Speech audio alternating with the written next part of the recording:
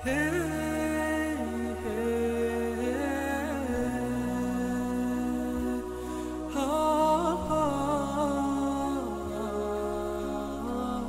бе, Рамазандай мерекені. Пенделер ізгі дұға көп етеді.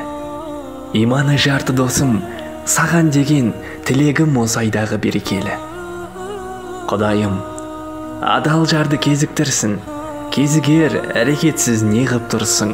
Өміріңде орнап көп өзгеріс, қатарыңның алдетіп озық қылсын.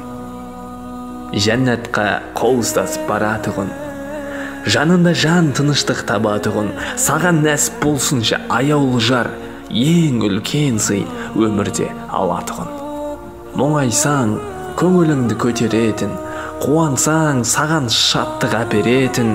Саған нәсіп болсынша ардақты жар, көп сәби өмірге әкелетін.